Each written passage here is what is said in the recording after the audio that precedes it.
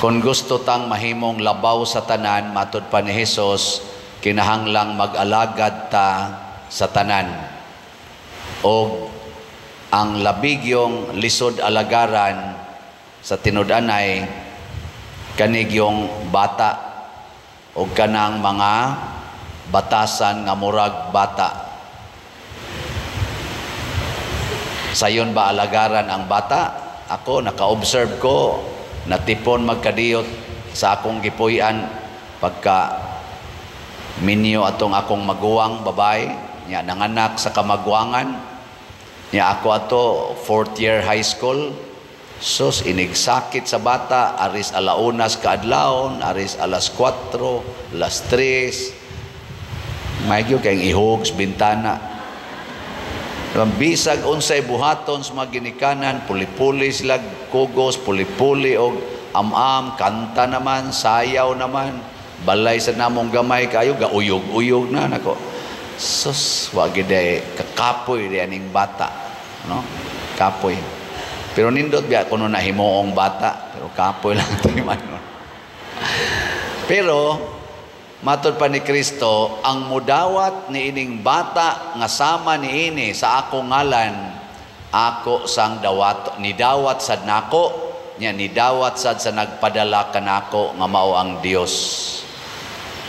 Karon naanatay mga balaod nga nagsalikway og bata sama ana mga artificial contraceptives, kanang mga mutilation nga kanang ligation, vasectomy, apil na ng abortion, no?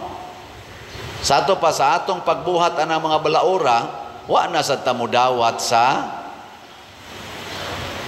Ginoo.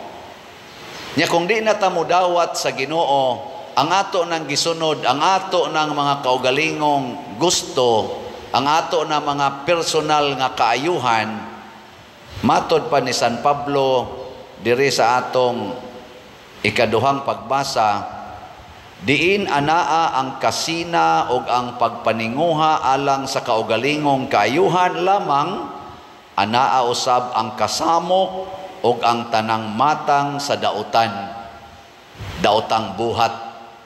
Muni karon di ta kamahay ni aning terorista, ni aning drug addiction, ni aning corruption, ni aning gubat, ni aning pagpangawat, pagpanglugos, pagpamatay, pagpanglungkab, pagpanulis. Nahitabo ni karon nganuan ato manggong gisiguro ang atong personal nga kaayuhan, dili naman ang gustos Ginoo.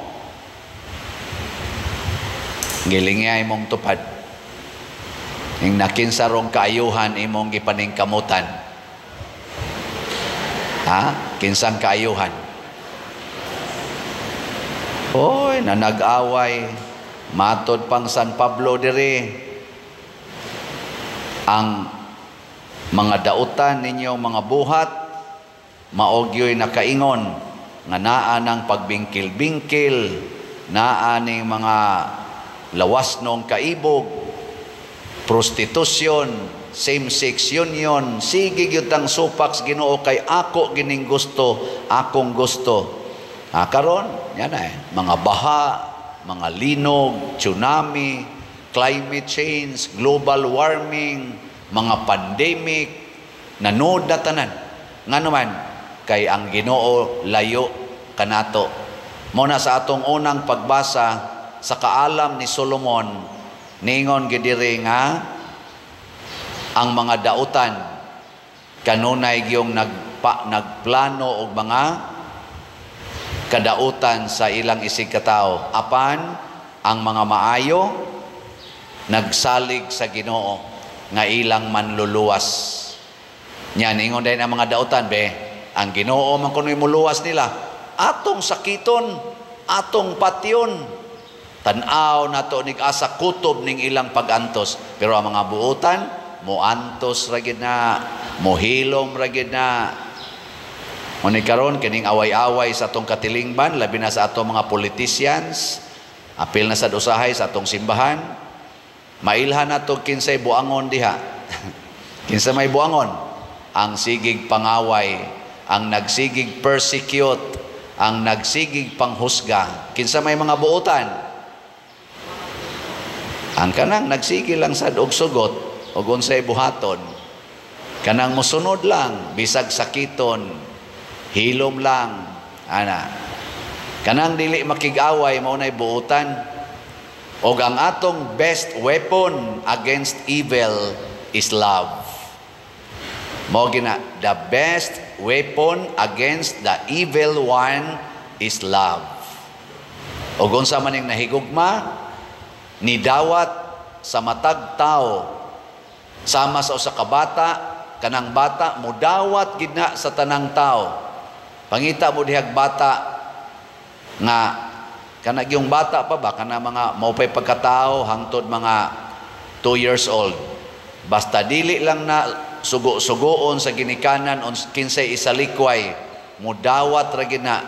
Maobitan ng bata imo ginang kuptan kay pataka lang nagkuyog. Anas publiko, og di na nimo makuptan na, mukuyog naglaing tao. Mohilak ra na primero ang bata, basta di pa kahibaw, di kay baos baho, di kay las baho og sanaong. Pero inikataod-tauran ana og imo lang gyud pasagdan, nahawa na, relax na kay nastanan. Bisag ka na mga bata, tanawa na sila o pasagdi, dinis ato maning ingon, kamong magdagandagan diha, ato sa mos gawas ha. Kay kung imo nang pasagdan, katong laing bata, mutanaw man to, iya man tong kamayon, dagat mudagan, hangtod porti na gina nilang gubuta, magsigi na nagdagan, kay magkahiusa raday na sila. Pero kining mga dagko, kanang mga dagko, sa kung saon na itong pasabot nga paghigugmaay mo, pagpasayloay mo, pagdinawatay mo, kusmod lang now. Kusmod. Hindi ko no, ato ko nung ingno ning ato mga politicians. Paghiusan na kuno mo, mga politicians sa Pilipinas, kay grabe na kayong problema nato sa nasod, ang kagutom, kining atong drugas, kining atong mga terrorism, kining atong dagko nakitag-utang maglisod na tagbayad. Lisod og bayad ay. Ako nabitan ng giwali atong niaging adlaw nga siyunan ka nang akong gitan-aw sa Google ang atong present karong utang 15.18 trillion pesos. Unya ang number of Filipinos na akunos mga 119 million. Kanang 15 trillion i-divide di mo sa 119 million. Kada Filipino, pila may gibang utang? Pila man? Sige, i-divide. Nama mo yung cellphone dia. Divide. Ako nang gisuwayan og divide, naas mga 127,000 kada usa ka Pilipinos. 127. Bisag ka ng inyong mga anak diyang wapay buot, gitungtungan na nag 127, more or less, 127,000 pesos nga bayronon nga utang. Nya asa mo na iagi, kuliktahan tag mga taxes.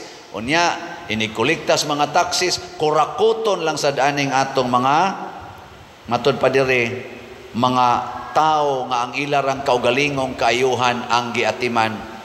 Maghiusa na kata, maghinulsol na tas ato mga sala, gikan dinhi sa simbahan, ngadtos gobyerno, maluoy ta sa atong mga kaigsuonan nga nag-ilaid sa kalisod.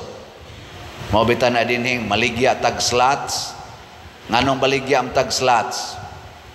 Para sa atong mga panginahanglan. Unsa may panginahanglan nato dinhi? Bayra nato ang atong mga contractors nga nitukod sa atong kumbinto nga gigamit na nato karong sugod. Nakapahimos kita sa atong mga formation, sa atong mga gatherings, napahiluna na ta, nakadawat na sa tag mga guests dinhi nga mga religious, kanang dunay way kapahuwayan na natay mga kwarto, pero ang atong mga contractors wapa mabayari tanan. Samot na tingali kung kining atong mga nagda sa atong nasod, nagda sa atong simbahan nga naa diha ang kwartang dagko kaayo ato mga taxes, mga buhis o mga income, samot na gyud kun ato ginang gamiton para sa kaayuhan sa tanan. Kay boy sugo os Ginoo. Di na ta mag-away ana, di na ta magsiglalis, Dagko kay taggastoan ang ilang away, kada hearing nila diha tagpila ka milyon atong gasto, musangko lang sa pagsininghagay, sangko lang sa muragyog mga bata nga nag-away kanunay. Iampo nato ha nga magbinuotan na ni sila nga mahimo silang maayong modelo kining ato mga elected officials o mga appointed officials sa atong gobyerno. Apil na sa dinhi sa simbahan, sama namo mahimo unta ming mga modelo unsaon pag sinabtanay, pag tinabangay nga matod pa ni Kristo. Kung gusto kang mahimong labaw sa tanan diri sa atong ebanghelyo, alagari ang tanan, labi na gyud ang labing ubos. Gilingyan na imong tupad, practice ing na sugot ko karong si manaha, himuon ko nimong sulugoon. Gina karon lang si manaha, na karong si manaha sugot ko imo kong sulugoon. Kanang ni sulti, congratulations, nalista na mo sa langit. Kamong ga mugtok lang mga naong ala, pagbag-o na mo aron nga malipay sad mo og mahimo sad mong agianan sa tinuod nga kalipay o kauswagan. Manindog na ta.